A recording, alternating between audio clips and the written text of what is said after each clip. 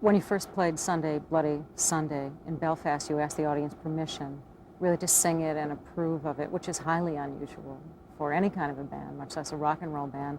Why'd you do that? We made a mistake. We might have not walked out there alive. I think we needed to feel their approval in a sense of what the song said.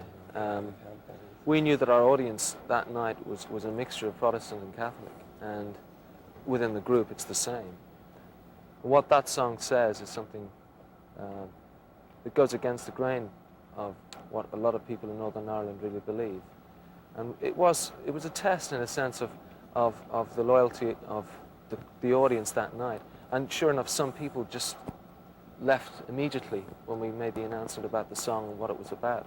But I think 95, 98% of the people that were there thought that it had to be said, and they really approved of it. Give me a thumbnail sketch of what the song is about so that I can illustrate it.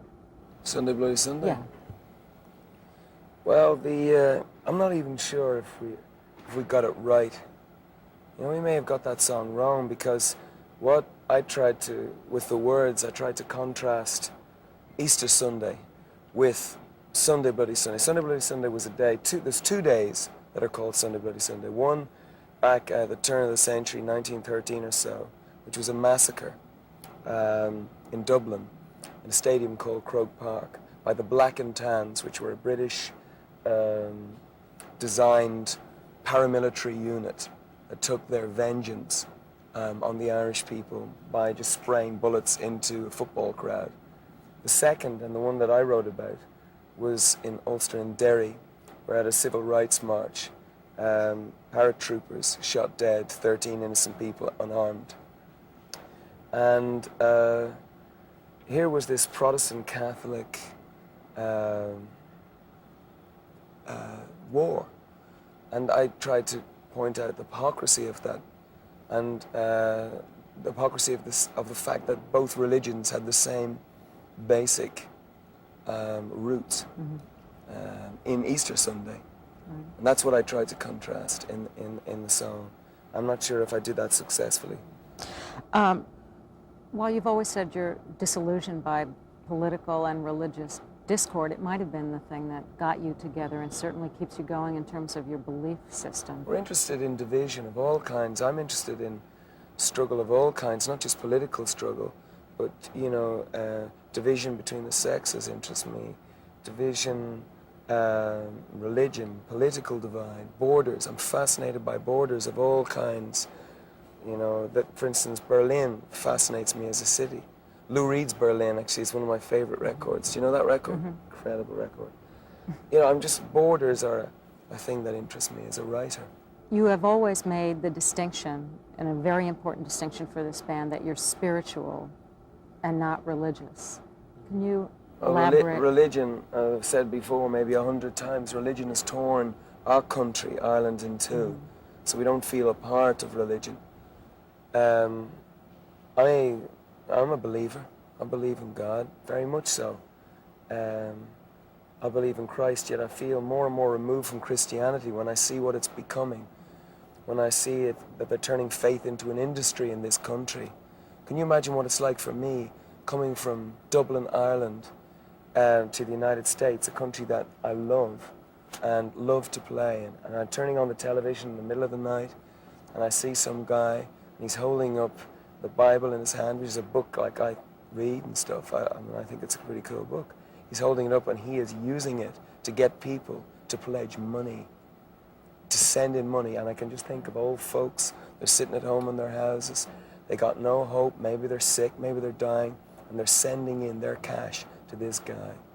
And that makes me feel ill.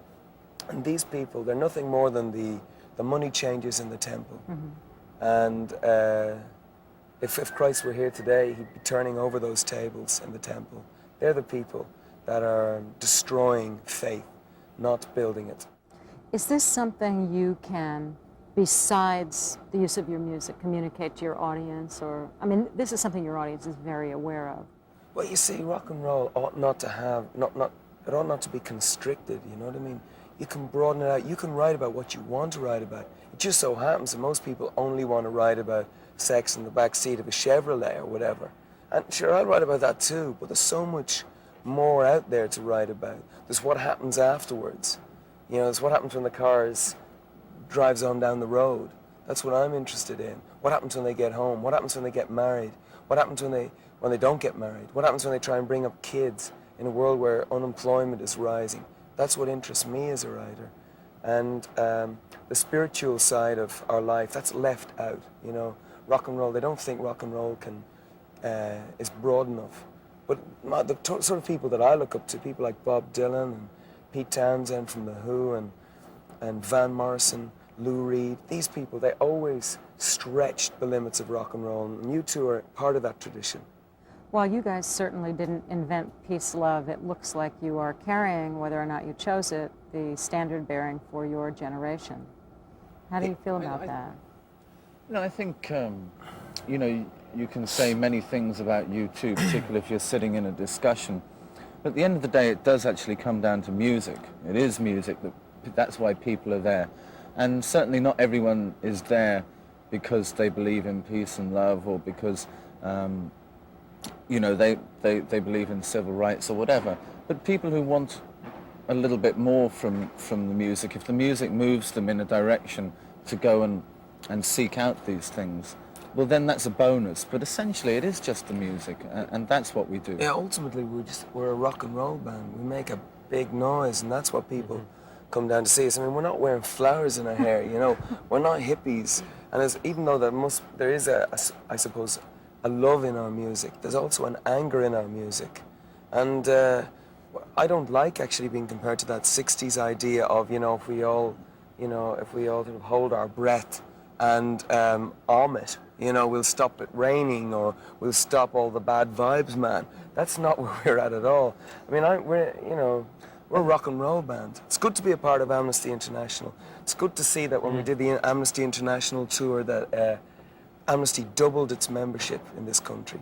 That's real, you know, real cause and effect. I like that. Music can say things that we could never hope to say, you know, because we got into a band because we are inarticulate, not because, you know, it's like when we write a song, that's our statement.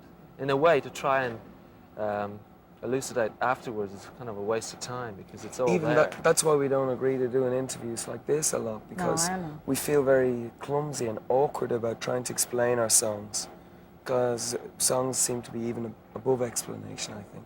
Whether or not you like it, for my generation, it was Bob Dylan. We felt that connection was there, and whether or not you want it or not, people perceive you more than just the music. They make more of you too than just the music. But they're wrong then, because, you know, the music is what's important. The music's what's special. The musician isn't what's special.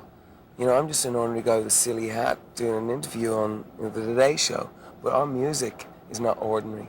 It's extraordinary, I think. That's why we want to talk about it, but, you know. Even though you may not like the name protest music, U2 is perceived in many quarters as writing protest songs. So how do you deal kind of with the paradox of that? I mean, you are the consciousness band of the late 80s. But protest, I don't know. Of course, you protest about anything. I mean, you know, if the milk's cold in the morning, you're going to protest about it. I mean, I don't know what these terms mean, you know. You protest about your hotel room, you know. Yes, Larry then is definitely a protest singer. I think we deal in protest songs, but that's not all. I mean, we're a soul band, we're a folk band, we're a